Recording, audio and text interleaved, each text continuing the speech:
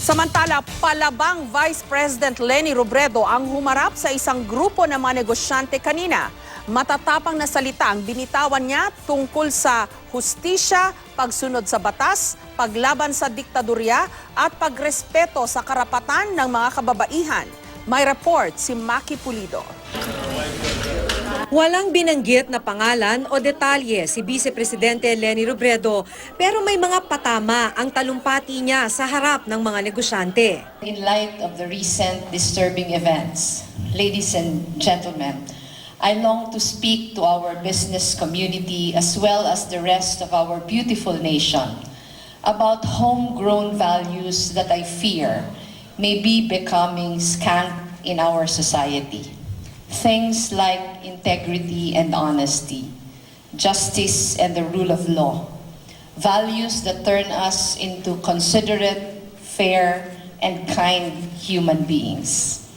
Nitong mga nakalipas na buwan, pinupuna ng mga kritiko ang walang tigil na pagtaas ng bilang ng mga namamatay sa anti-drug campaign ng Administrasyong Duterte. Libo rin ang lumahok sa rally bilang pagtutol sa paglibing kay dating Pangulo Ferdinand Marcos. Hindi diretsyong binanggit ni Robredo ang mga Marcos, pero maanghang na salita ang binitiwan laban sa diktatorya. The welfare of the ordinary Filipino is often shelved in the most terrible name of greed, in the name of greater wealth and power. In our history, this manifested most brutally in a dictatorship, where rights were disposed of as swiftly as bodies were. We must not let this happen again.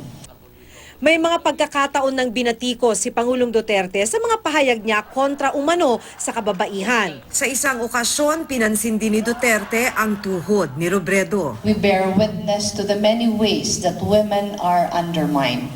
Catcalling, sexual abuse, even glass ceilings in the workplace. Often, we are reduced to our bodies, and this is unacceptable. Tasteless remarks and inappropriate advances against women should have no place in our society. Natanong ang palasyo tungkol dito, sabi ni ASEC Marie Banaag, nirerespeto nila ang Vice Presidente at ang kababaihan. May mga below the belt nga raw sa social media na hindi na dapat patulan, gaya ng mga lumutang na blind item kahapon tungkol sa pagbubuntis umano ng isang mataas na opisyal ng gobyerno, bunsod ng pakikiapid umano nito sa isang pamilyadong lalaki. Things may go haywire on online media. It is not fair, being a woman, to receive such comment which are below the belt. But then, again, we respect VP Robredo and all women.